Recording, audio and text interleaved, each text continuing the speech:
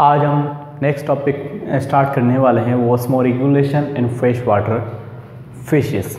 Okay, हम ये जो लेक्चर्स बना रहा हूँ मैं, वो सारे उन स्टूडेंट्स के बारे में है जो उन स्टूडेंट्स के लिए है जो ट्यूशन ऑफर नहीं कर पाते या वो क्लासेस में मिस कर लेते हैं, तो उनके लिए ये लेक्चर्स जब भी मुझे टाइम मिलता है तो बनाता रहता हूँ।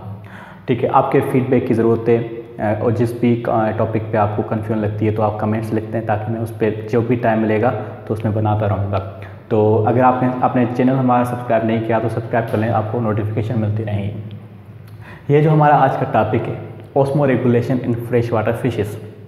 ठीक है, इससे पहले भी हमने हाइपोटोनिक सॉल्यूशन पढ़ लिया है और हाइपरटोनिक सॉल्यूशन पढ़ लिया है, तो अब हमें बहुत क्लियर हो जाएगा कि किस तरह से इनके अंदर प्रोसेसेस होते हैं और ऑस्मोरेगुलेशन होती है। First of all, what is osmoregulation? Recall करवाता हूँ आपको कि ऑस्मोरेगुलेशन कहते किसे हैं। ठीक है, osmoregulation is a process of maintenance of regulation of solute and solvent concentration up to the normal limit। ठीक है, ये एक ऐसा प्रोसेस है जिसमें सॉल्यूट और सॉल्वेंट की कंसंट्रेशन को नॉर्मल रखा जाता है। ऐसे प्रोसेस को कहते हैं ऑस्मोरेगुलेशन। ठीक है, तो इस तरह से ऑस्मोरेगुलेशन जो है जिसमें सॉल्यूट को मिकदार जो है अगर बढ़ जाती है तो हमारे लिए नुकसानदायक होती है। साल की कंसंट्रेशन बढ़ गई, ग्लूकोज की कंसंट्रेशन बढ़ गई तो हमारे नुकसानदायक। अगर सॉल्वेंट की कंसंट्रेशन बढ़ जाती है तो भी हमारे नुकसानदायक। तो उसको मेंटेन करने का प्रोसेस ऑस्मोरेगुलेशन। नाउ ऑस्मोरेगुलेशन हम एक्वेटिक ऑर्गेनिजम्स के अंदर पढ़ रहे हैं, तो फिश फ्रेश वाटर जो फिशेस होती हैं उनके अंदर ऑस्मोरेगुलेशन कैसे होती है। So they osmoregulate fresh water fishes osmoregulate by producing or removing very dilute urine, okay, that's why very dilute is what? Ammonia. There is ammonia, that is very dilute।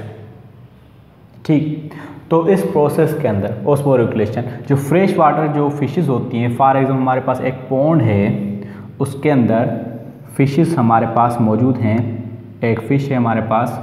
ठीक है, तो उसका जो है नीचे वाला फ्रेश वाटर है।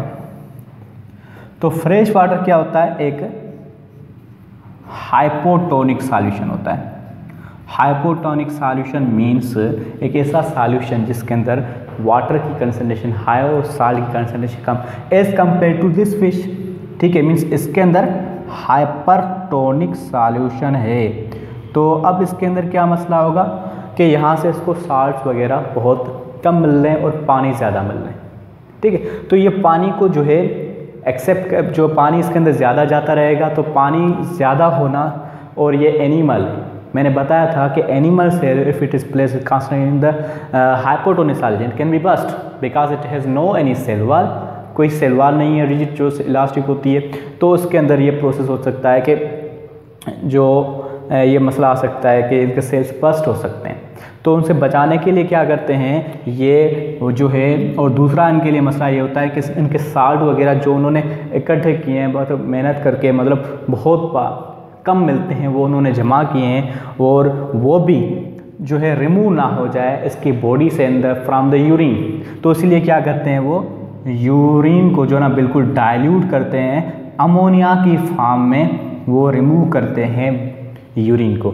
इस तरह से अपने अंदर साल्ट को कुछ जो साल्ट से वो रिमूव हो भी जाते हैं, फिर वो वापस जो है ड्रिंकिंग करते रहते हैं, तो इस वजह से वापस इसमें यह है कि ये जो एनिमल्स हैं, फ्रेश वाटर एनिमल्स, वो ड्रिंकिंग जो है कम करते हैं क्योंकि पानी कम लेते हैं, क्योंकि उनको पानी ऑलरेडी ज़्यादा है। तो एक ड्रिंक में, एक ही घूंट में जो है उसको ज़्यादा पानी मिल जाता है as compare to the hypertonic solution, उसमें पानी कम मिलता है। उसके लिए हम दूसरे लेक्चर में बात करेंगे। ठीक है, सो ये है हमारा जो है लेक्चर इसके बारे में, ऑस्मोरेगुलेशन फ्रेश वाटर एनिमल्स और फिशेस। ठीक है।